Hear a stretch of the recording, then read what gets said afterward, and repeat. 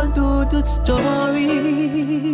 Dito sa Papa Dudut Stories. Papa Dudut Stories. Dear Papa Dudut, isang magandang may nagmamahal sa'yo. Papa Dudut Stories. Papa Dudut Stories. Dear Papa Dudut, sa lahat po ng mga nakatutok ngayon, huwag pong kalimutan mag-like, mag-share at mag-subscribe. Maraming salamat po sa inyong lahat.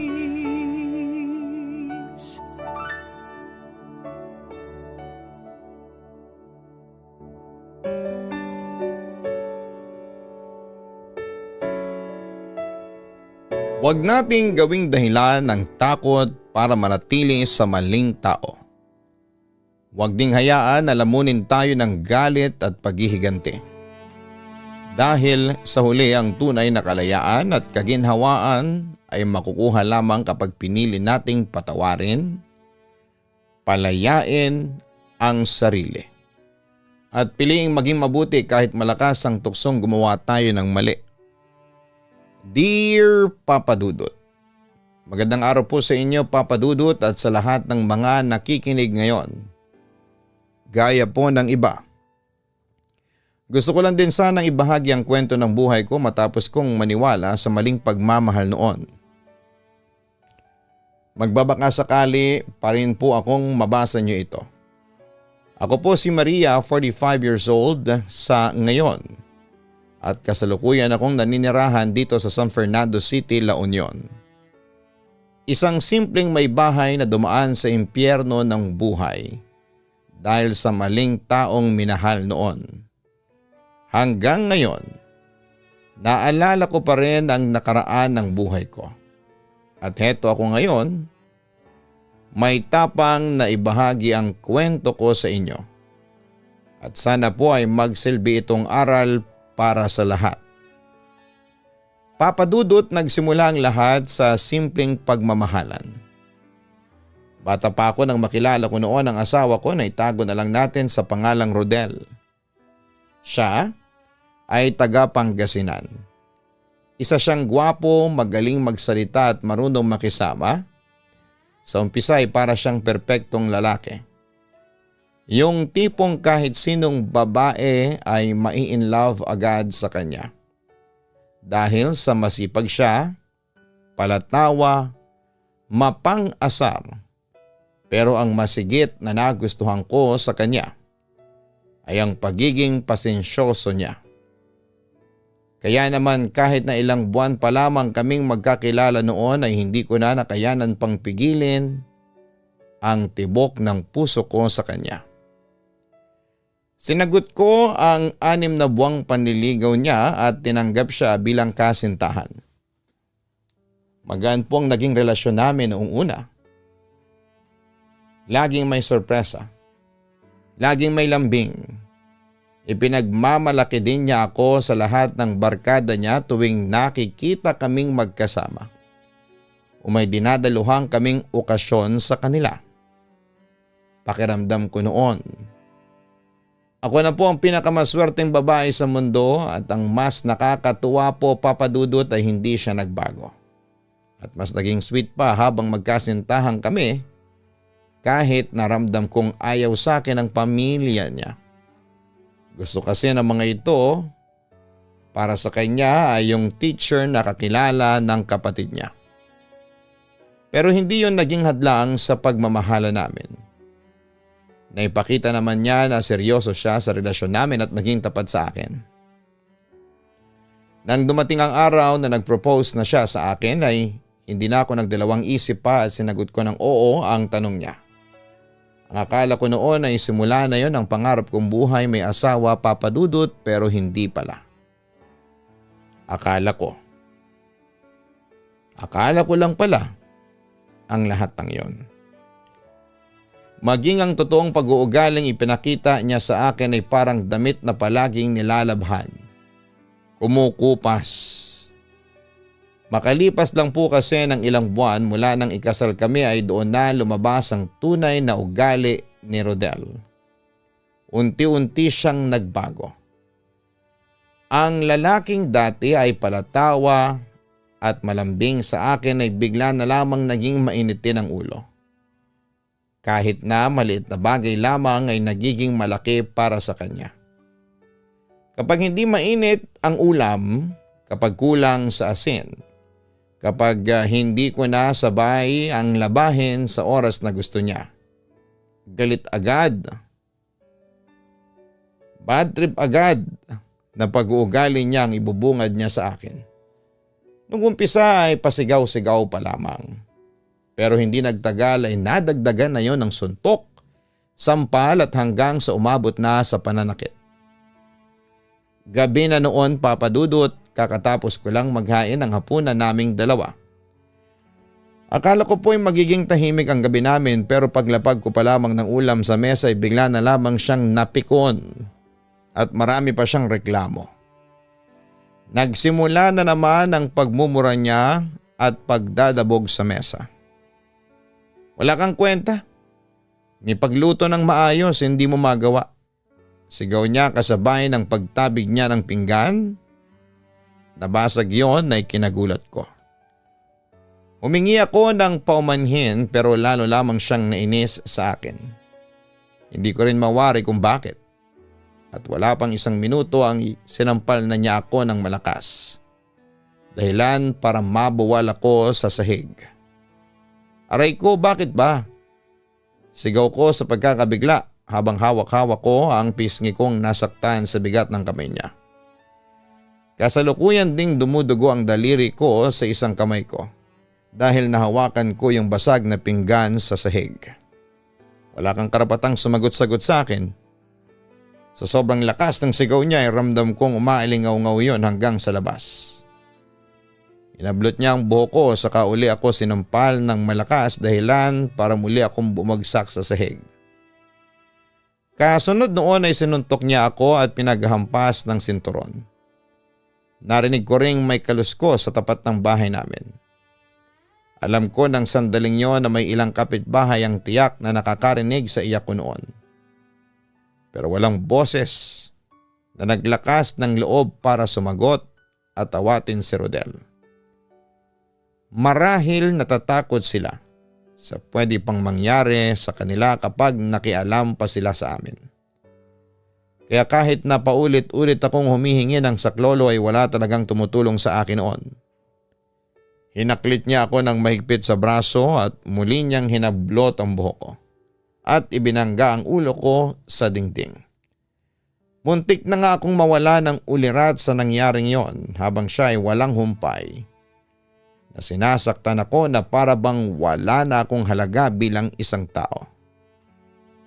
Papadudot ang hirap ilarawan kung gaano kasakit ang unang bugbog na natanggap ko. Hindi lang pisikal na sakit kundi yung pagkawasak ng pagkatao ko. Ang unang sampal niya, ramdam ko pa rin hanggang ngayon. Kung iisipin ko ay hindi dahil sa lakas kundi dahil galing yon sa lalaking inakala kong magtatanggol at magmamahal sa akin sa panghabang buhay. Lumipas nga mga taon na lumala pa si Rodel. May mga pagkakataon na hindi na lamang basta suntok o sampal, kundi tadyak sa bunot, panunutok ng kutsilyo at kahit na anong madampot niya ay ipinupukpok sa akin. May pagkakataon pa nga na pumutok ang ulo ko nang hinampas niya ako ng mangkok. Malakas ang naging pagdurugo noon kaya tinahinga yon. Dahil medyo malaki yung natamo kong sugat. Dahil madalas din ang mga pasa sa katawan ko. Dahil sa pananakit niya papadudot. At ang masakit ay natuto akong magsinungaling para lamang maitago sa pamilya ko ang ginagawa niya sa akin sa takot na baka mapatay siya ng pamilya ko o may mapatay siya sa pamilya ko. Kaya po lagi akong nagdadahilan na lamang na natumba ako, nadapa o aksidente lamang sa tuwing sinasaktan niya ako at may nakakapansin sa mga yon.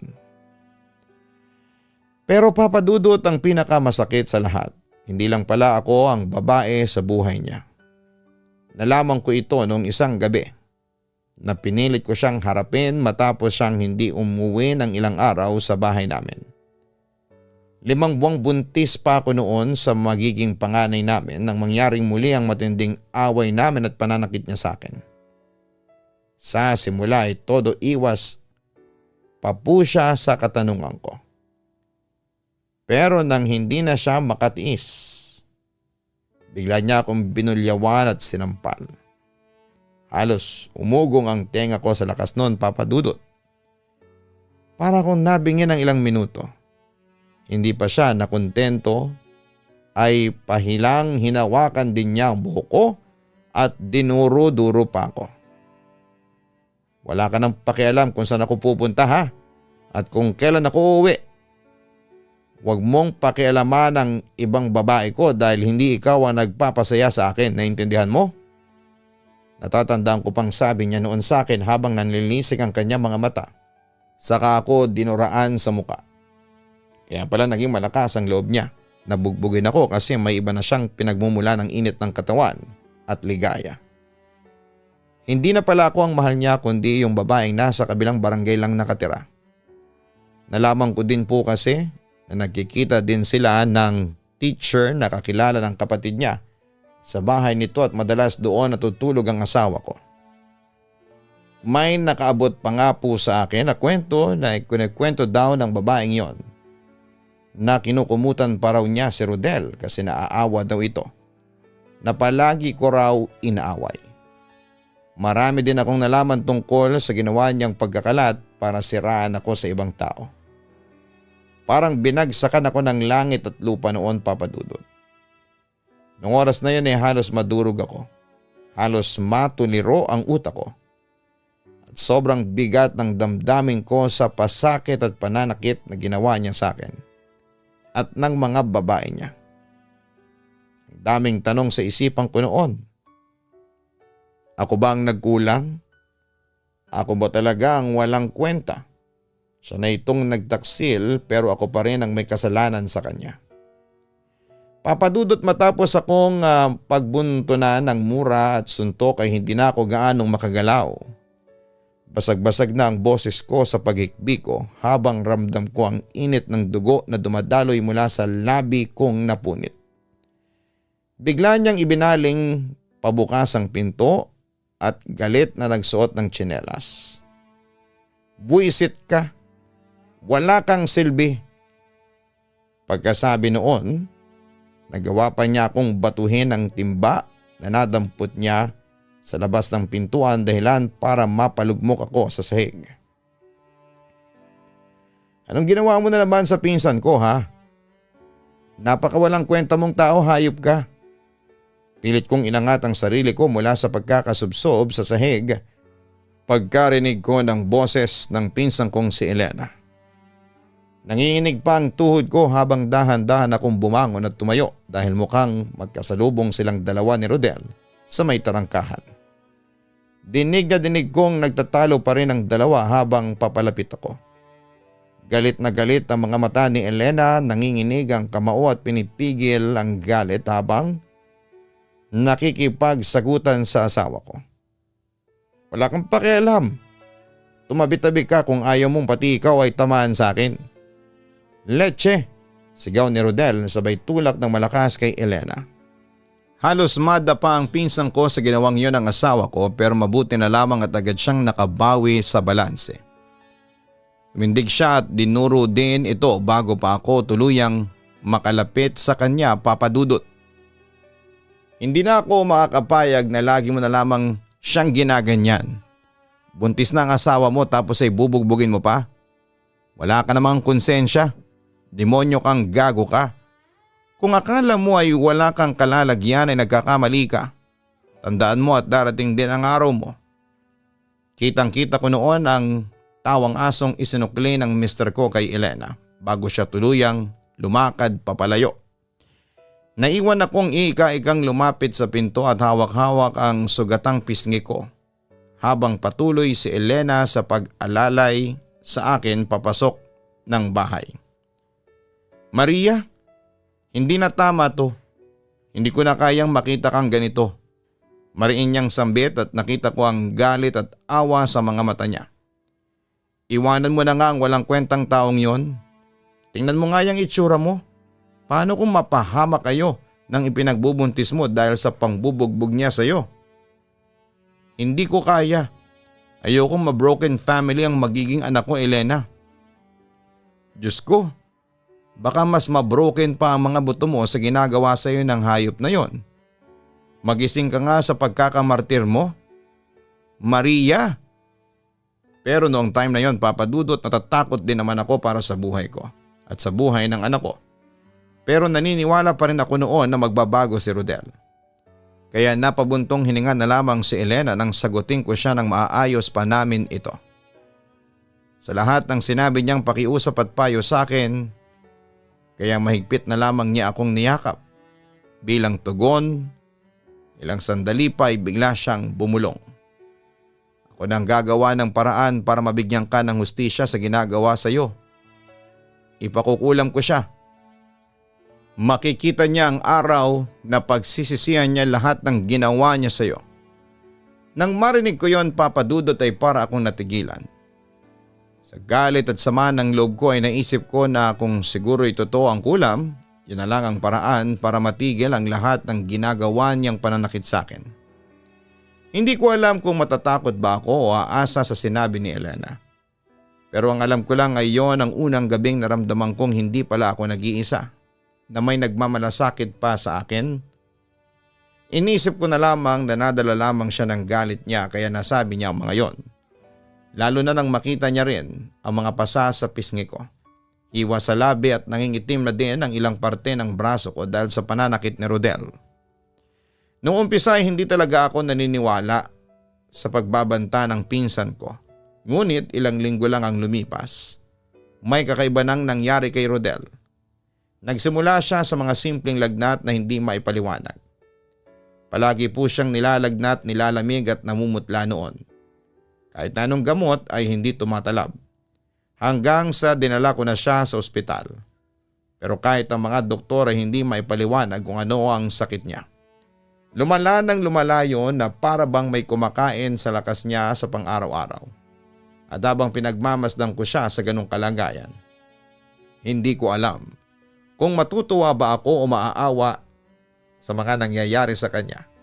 Kasi Papa Dudut, kahit gaano siya kasama sa akin ay asawa ko pa rin siya. May parte pa rin sa puso ko na nahahabag kahit na kung tutuusin ay dapat na maging masaya na ako. Na dahil sa sitwasyon niyang yon ay nakapagpahinga na ako para maghilom ang mga sugat at pasakos sa katawan. Papa Dudut, dumating ang araw na halos hindi na nga makabangon si Rodel sa higaan. Noong una akala ko ay simpleng sakit lang, kaya naman dinala ko siya sa health center. Ang dating lalaking malakas, kayang sumigaw at manghampas, ngayon ay parang batang walang magawa. Naging maputla ang balat niya na parang hindi na dinadaluyan ng dugo ang kanyang katawan. Lagi din siyang pawis na pawis kahit na wala namang ginagawa. At halos hindi na rin siya makakain kaya madalas ko na lamang siyang lutuan ng pagkain na may gulay. Kalaunan ay tinakbo ko na nga siya sa ospital. Seryoso na kasi ang kalagayan niya, Papa Dudut. Ang sabi ng doktor ay wala raw silang nakikitang malinaw na kadahilanan. Ni wala raw po silang makitang impeksyon. Dahil malinis naman ang dugo ni Rodel. Pero dahil patuloy pa rin siyang nanghihina, nag-request pa ang doktor ng mas maraming test para makasigurado. Ang nakapagtataka lang, Papa Dudut, lahat ng resulta sa test na ginawa sa kanya ay normal naman daw lahat. Araw-araw ay nakikita ko siyang nakahiga, nagkikikisay sa sakit na parang hindi kayang ilarawan ng salita lamang. Minsan ay bigla na lamang siyang sisigaw ng malakas. Sabay hahawak sa dibdib at tiyan niya na parang mahihimatay na sa sakit. Sabi niya ay humahapdi daw ang tiyan niya at gumagapang sa loob ng katawan niya ang sakit noon. Habang tumatagal ay mas lalo kong nakikita na parang hindi pangkaraniwan ang nangyayari sa asawa ko. Kasi kahit na anong gamot, Kahit na ilang doktor ang lapitan namin ay walang nagbabago kay Rodel. Sa halip na gumaling ay mas lumalala pa ang kondisyon niya. Doon ko biglang naalala ang sinabi ng pinsang kong si Elena na baka nga tinutuon niya ang banta niyang ipapakulam si Rodel. Simula din kasi nang magkasakit ang asawa ko, minsan na lang ding dumalaw sa akin noon si Elena. Papadudot, hindi ko na alam kung ano ang gagawin ko ng sandaling yon. Palagi akong nag-iisip kung paano ako hihingi ng tulong pagdating sa financial support para sa gamutan niya. Kaunti na lang din kasi ang natitira sa naipon ko para sa amin at ang iba pa noon ay nilaan ko talaga para sa panganganak ko. Hanggang sa umabot na nga ng halos maubos na ang ipon naming mag-asawa. Lahat ng naitabi ko ay nagastos sa gamot at sa pagpapagamot. At ang masakit pa ay wala man lang ibang babae niyang nagpakita para tulungan siya sa oras ng kagipitan niya. Maging ang mga barkada niyang madalas niyang kasama sa inuman ay ni anino ay wala akong nakitang dumalaw sa kanya. Ako lang ang naiwan sa tabi niya. Ako na siya ring sinasaktan, pinahihirapan at binabasuran niya noong masaya siyang kasama ang mga yon. Ako na halos na may mga gabing hindi makatulog sa kakaisip kung saan kukuha ng pera para sa gamutan niya. Hindi ko na rin alam kung ano ang mararamdaman ko noon, Papa Dudut, dahil sa mga nangyayari, may pagkakataon po na sumasakit ang tiyan ko. Ito na ba ang hustisya, Lord? Ito na ba ang kabayaran sa lahat ng ginawa niya sa akin? Minsan ay naitatanong ko sa isipan ko habang inaasikaso si Rodel at pinapainom ng gamot. Pero kasabay ng tanong na yon, bakit may bigat din sa dibdib? Siguro'y dahil siya pa rin ang asawa ko na minahal ko at pinakasalan. Naalala ko pa ang araw na minahal niya ako nang bago pa siya nagbago. Kaya minsan imbes na matuwa ako na nakakaranas siya ng sakit, nadudurog din ang puso ko sa sitwasyon niya, Papa Dudut. Lumipas ang mga linggo, naging saksi ako sa mabagal niyang pagkabulok. Alam ko, ramdam kong nawawala na siya ng gana sa buhay niya, Papa Dudut. Naging mabilis pa ang pagpayat niya na halos parang butot balat na lamang. Ang dating matikas na katawan niya na ipinagmamalaki niya sa lahat ay unti-unting nawala na. Hanggang isang gabi, Papa Dudut, nasa tabi niya ako at nahahanap ko na ang tulog ko. Bigla siyang napaiyak kaya nagising ako.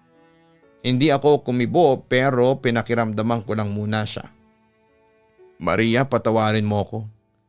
Mahina niyang sabi noon na ikinabigla ko. Nang sandaling yon ay doon ko lang siya narinig na nagsalita ng ganon, Papa Dudut. Dahil hindi ko alam kung paano siya sasagutin noong time na yon. Nanatili lamang ako nakapikit hanggang sa ilang sandali pa ay naramdaman kong hinawakan niya ang kamay kong nasa ibabaw ng namimilog ko ng tiyan. Sa lahat ng ginawa ko, sa lahat ng sakit, alam ko na wala akong karapatang humingi ng tawad. Pero sana kahit papaano ay mapatawad mo ako. Hindi ko alam kung galing ba yon sa puso niya o dala ng takot. Kasi alam niyang malapit na siyang mawala. Pero Papa Dudut, kahit na anong galit ang tinanim niya sa puso ko noon ay hindi ko nakayang hindi umiyak. Dahan-dahan akong nagmulat pero hindi ko pa rin siya nililingon. Nanatili akong nakatingin sa kisame. Kung totoong nagsisisi ka, bahala na ang Diyos sa iyo. Pero ako ay wala na akong galit. Pagod na ako, Rodel. Yun na lamang ang nasabi ko bago ako tumagilid ng higa patalikod sa kanya. Mula noon ay naging mas mahirap ang bawat araw sa amin, Papa Dudut. Kailangan ko siyang buhatin para makaupo. Kailangan ko siyang alalayan para makainom ng tubig. At sa bawat paghinga niya, ramdam ko na parang isa-isa nang nawawala ang mga oras niya. At hindi nga nagtagal ay nagpa siya ang doktor na iuwi na lamang siya at doon magpagaling dahil wala na raw silang magagawa para matulungan siya.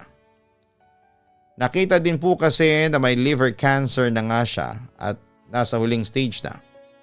Nagsilabasan din po ang iba pa niyang mga sakit dahil sa lifestyle na meron daw siya, sabi ng doktor. Naging mas mabilis daw ang pagkalat noon kaya huli na noong may patingin daw si Rodel. Hindi ko na alam kung anong paniniwalaan ko, Papa Dudut. Pero ang sigurado ako ay mabilis ang pagbagsak ng katawan ng asawa ko. At noong mga huling linggo, Papa Dudut, halos gabi-gabi ay may mga pagkakataong parang wala na siyang malay pero bigla na lamang siyang sisigaw. Dahil sa nangyari ay hindi ko na magawang makatulog ng maayos. Palagi kasi niyang sinasabing may nakikita raw siyang anino sa sulok ng kwarto. Babaeng nakaitim nakatitig sa kanya at minsan daw ay lumalapit sa kanya at tinatawanan siya. Kinilabutan ako kasi ganon din po ang kinikilos ng lolo ko noon bago siya na maalam sa mundo. May mga hallucinations din po. Iniisip ko na lang din noon na sinusundo na rin si Rodel ng isa sa mga kamag-anak niyang matagal nang namayapa. Hanggang sa dumating ang isang umaga, nakita ko na lamang siyang hindi na humihinga, nakapikit siya, parang payapa. Pero alam kong yun ang huli kong makikita siya na nasa tabi ko. Papa Dudut, nung pumanaw si Rodel ay parang biglang naghalo-halo ang emosyon ko. Hindi ko na po alam kung iiyak ba ako sa pagkawala niya o hihinga ng maluwag. Dahil tapos na ang lahat ng pananakit na dinadanas ko mula sa kanya. Ang mga gabi na pinipilit kong itago ang mga pasa sa braso ko. Ang mga umagang nagigising ako sa kirot ng bugbog. At ang mga araw na pilit kong pinapangiti ang sarili ko kahit punong-puno ng sugat ang puso ko. Sa kabila ng lahat, Papa Dudut, ay hindi ko rin maitago ang maawa habang tinititigan siyang nakahiga sa kabaong. Naaawa ako kasi alam kong hindi ganoon ang dapat nakakahantungan ng buhay niya. Siguro kung naging tapat lamang siya, kung minahal niya lamang ako, ng tama ay baka maayos ang lahat at hindi siya kakarmahin ng ganito, Papa Dudut.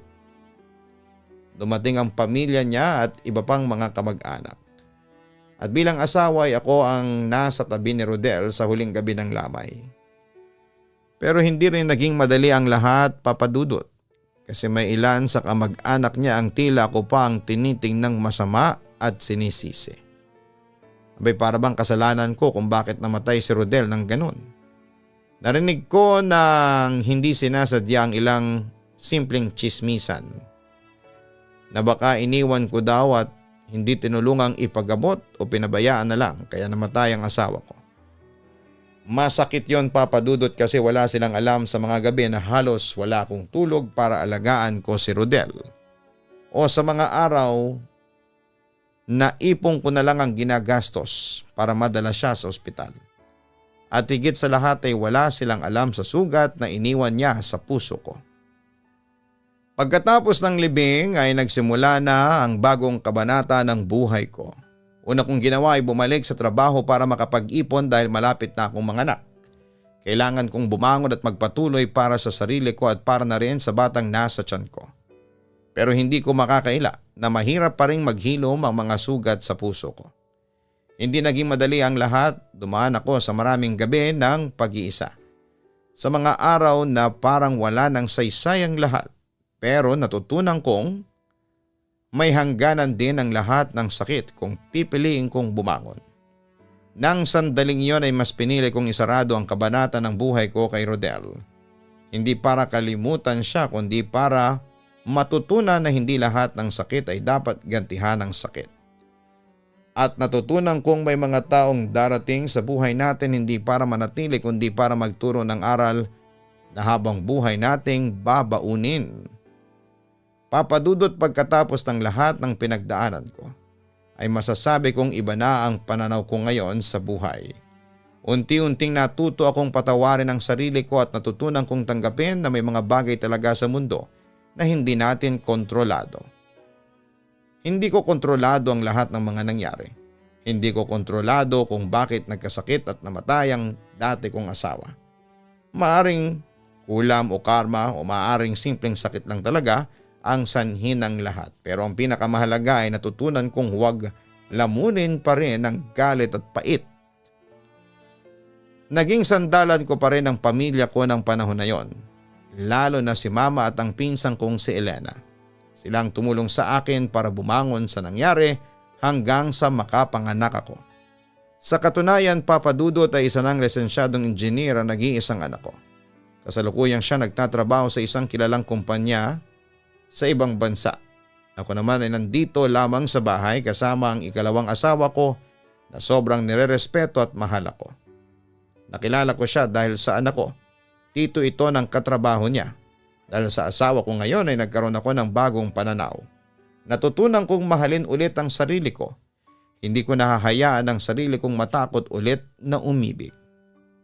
At sa mga kababaihang katulad ko na dumaan sa madilim na kabanata ng buhay, sana po ay maging paalala ang kwento ko na hindi kayo nag-iisa at hindi sukatan ng pagmamahal ang pagtitiis at pananakit. Huwag kayong matakot na iwan ang taong hindi marunong magpahalaga sa inyo. May pamilya kayo, may mga kaibigan at higit sa lahat ay may Diyos na handang makinig at magligtas sa inyo mula sa maling relasyon. Hanggang dito na lamang po ang sulat ko at maraming salamat Papa Dudut. At maraming salamat din sa lahat ng mga nakinig. God bless and more power sa inyong programa. Lubos na gumagalang, Maria.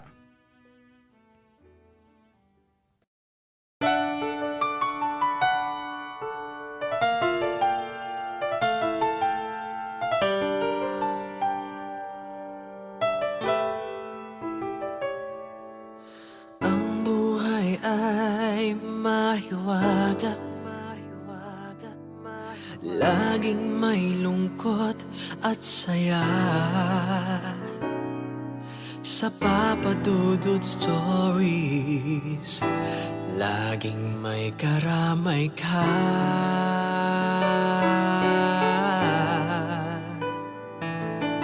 Mga problemang kaibigan, ito ay pakikinggan ka. Sa Papa Dudut Stories, kami ay iyong kasama. Dito sa Papa Dudut Stories, ikaw ay hindi nag-iisa.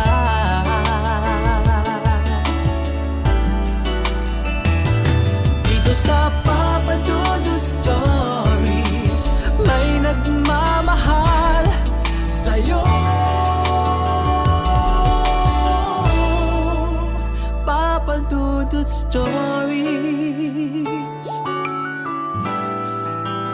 Papa Dudut Stories,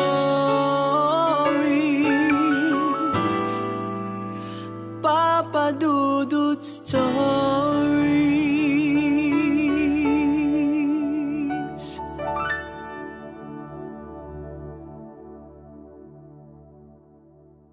Makipagkulitan. So ayun po guys, nagkakagulo na po tayo ngayon dito. Nakikita po natin si Gian.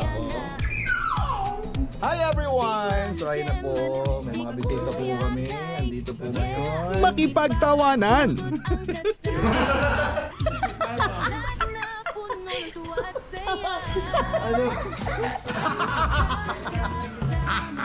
At minsan, makipag-iyakan. Lagi na ng gamot. Kanina umiyak si Gian, sabi niya, Ama, tanggapin mo ang kapalaran ng iyong ama. Sa Papa Dudut Family YouTube channel. Subscribe na! Matakot, kabahan, sa mga kwentong nakakagimbal. Sa Ka-Istorya YouTube channel with daily post at 7 p.m.